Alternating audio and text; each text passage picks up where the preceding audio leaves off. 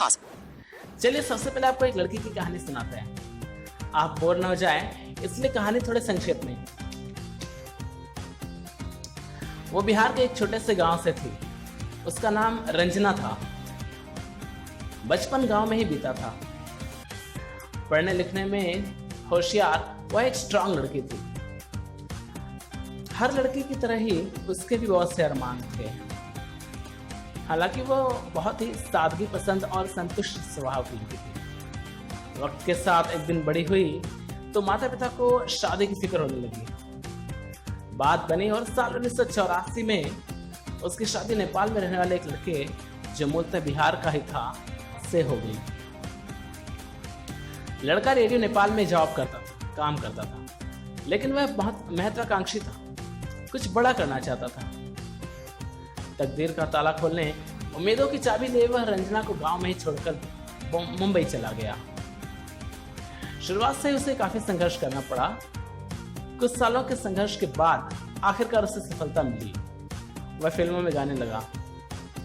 देखते ही देखते वह बहुत बड़ा सिंगर बन गया, एक बहुत बड़ा स्टार बन गया।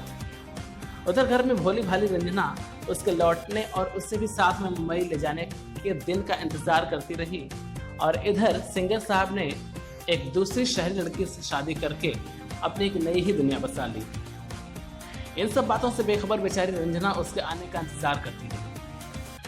आखिरकार उसे किसी तरह पता चल गया कि वह जिस इंसान को सब कुछ मानकर उसके गांव आने और साथ ले जाने का सपना देख रही थी, वह तो अपनी अलग ही दुनिया बसा चुका था।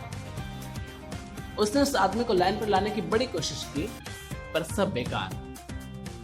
वह जब भी उसे अपनाने के लिए जोर डालती, वह लड़का आत्महत्या कर लेने की धमकी देता और रंजना अपने सुहाग के लिए चुप हो जाती। दिन बीते, हफ्ते बीते, महीने बीते, कई साल बीत गए। फिर आया साल 2006। एक रोज उस लड़के को शो के लिए बिहार आना था। उसके पटना के किसी होटल में रुकने की सूचना किसी तरह रंजना को मिल गई। वह वहां जा पहुंची और उसने सबके सामने स्वयं को सिंगर की पहली पत्नी बताकर हंगामा शुरू कर दिया। तब मीडिया के सामने लड़के ने कहा कि मैं इस लड़के को जानता तक नहीं। ये लड़की उसके स्टारडम से जलती है और उसे बदनाम करना चाहती है। इस पर रंजना ने उस लड़के के साथ शादी की फोटोज और एल्बम सबको दिखाया। अब लड़के के पास बनाने की कोई बात नहीं रही। आखिरकार उसने रंजना के साथ अपनी शादी की बात स्वीकार की और रंजना को स्वीकार किया, अपने साथ रखना स्वीकार किया। नमस्कार, स्वागत है आप सभी का आपके अपने एक YouTube चैनल, नए YouTube चैनल ब्लूटिक पर। मेरा नाम है चंदन, आप देख रहे हैं मेरा नया वीडियो ब्लॉग बस यूं ही। आपको पता है ये लड़का कौन था? यह कोई और नहीं, हिंदी फिल्मों के मशहूर पार्श्व गायक, प्रसिद्ध पार्श्व गायक उदित नारायण हैं। उदित नारायण थे, जो भी कहें। आप पूछ सकते हैं ये अचानक इतनी लंबी चौड़ी कहानी सुनाने का मेरा अभिप्राय क्या है? तो मैं बेझिझक कहूंगा, महिला और पुरुष को लेकर हमारा दोहरा रवैया। क्या आपको इसके और आजकल चर्चित एसडीएम ज्योति मौर्य की हरकत में समानता नहीं दिखती? रुकिए, मैं ज्योति मौर्य की पैरवी नहीं कर रहा। जैसा ज्योति के पति ने बताया, आलोक मौर्य जी ने बताया, उस हिसाब से मैडम ने बहुत गलत किया, बेशक बहुत गलत किया। इस घटना से पूरे देश को एक बहुत गलत संदेश गया है। इतने जिम्मेदार पद पर होते हुए ज्योति का यह व्यवहार कानूनी रूप से भले जायज हो, नैतिक रूप से गलत है। लेकिन क्या एक ज्योति मौर्य ने ही ऐसा काम किया है? जवाब है नहीं, बिल्कुल भी नहीं। सालों से बहुतेरे नाम गुमनाम पुरुषों ने भी ऐसा किया है। जब सफल हो जाने के बाद अपनी पत्नियों को इन्होंने धोखा दिया, बेसहारा छोड़ दिया है। अनपढ़ बीवी बेचारी गांव में पति परमेश्वर का इंतजार करते वृद्ध हो गई, और आदमी बड़े शहर में पढ़ी लिखी लड़की के साथ शादी कर सम्मान की जिंदगी जीता रहा। एक उदाहरण तो मैंने दिया ही, एक और महापुरुष का किस्सा सुनाता हूं। ये महाशय एक गरीब दलित परिवार से थे। इनका विवाह महज 2 साल की दूध पीती अवस्था में हो गया। बड़े हुए, स्कूल गए, कॉलेज जाने का समय भी आ गया। क्योंकि परिवार गरीब था, इसलिए जाहिर तौर पे पढ़ाई के लिए बहुत पैसे तो थे नहीं। फिर क्या हुआ, जिस लड़की से इनका शैशवावस्था में विवाह हो गया था, उसके गहने बेचकर इन्हें पढ़ाया गया। लड़की के घर से यानी इनकी ससुराल से समय समय पर आटा चावल भी आता रहा।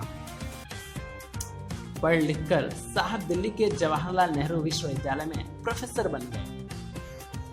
जिसके त्याग और संसाधनों की बदौलत प्रोफेसर साहब प्रोफेसर बने थे, उस त्याग मूर्ति को जीते जी विधवा करके शहर में दूसरी लड़की से शादी करके सेटल हो गए।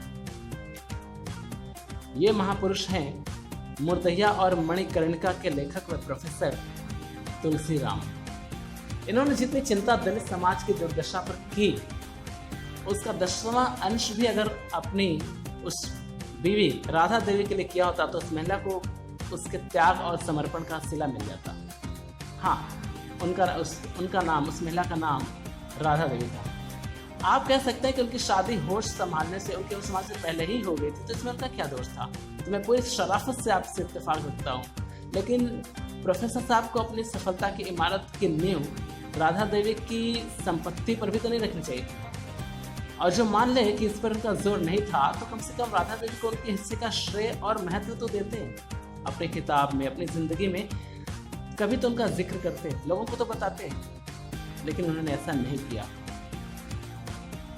आखिर चर्चा सिर्फ ज्योति मौर्य की क्यों हो रही? ऐसा जब पुरुषों ने भी किया है और करते रहे हैं, लंबे समय से करते रहे, बड़ी संख्या में करते रहे हैं, तो ये चर्चा सिर्फ ज्योति मौर्य के केस में क्यों? ज्योति ने गलत किया है बेशक, लेकिन हमारा दोहरा रवैया कहीं ना कहीं बढ़ावा देगा इन चीज़ों को। क्यों मीडिया ने भी इन बातों पर, इन मसलों पर कभी बहुत खुल के चर्चा नहीं की, जिस तरह से ज्योति मौर्य की कवरेज हो रही है, ज्योति मौर्य इंसिडेंट की कवरेज हो रही है। ज्योति मौर्य ने नैतिक रूप से बहुत गलत किया है, इसमें कोई शक नहीं है, पर जो और जिस लेवल की बेवफाई लंबे समय से पुरुष करते आ रहे हैं, उसके आगे तो ज्योति मौर्य का ये गुनाह बौना लगता है। हम पुरुषों की बेवफाई को सामान्य समझते हैं। अब इसी केस में जिस अनैतिकता का आरोप ज्योति मौर्य पर है, वैसा ही कुछ तो मनीष दुबे ने भी किया, लेकिन उन्हें कोई कटघरे में नहीं खड़ा कर रहा है। मीडिया में उनकी चर्चा उस तरह से नहीं हो रही जिससे ज्योति की हो रही है, शायद क्योंकि वो पुरुष हैं, और पुरुषों के लिए ये इन सब चीज़ों को इस समाज में नॉर्मल मान रखा है। कुछ लोग इस घटना को भी महिला सशक्तिकरण के प्रतीक की तरह देखते हैं। एक नारीवादी लेखिका ने लिखा कि ये तो अभी शुरुआत है, आने वाले समय में ऐसी और भी कई ज्योति मौर्य होंगी जो पढ़ लिख कर सक्षम भी बनेंगी और तलाक भी मांगेंगी। मेरे हिसाब से इस तरह की बातें संकीर्ण विचारधारा की सूचक हैं और सामाजिक विसंगतियों को प्रोत्साहित करने वाली हैं। आखिर ऐसे लोग चाहते क्या हैं?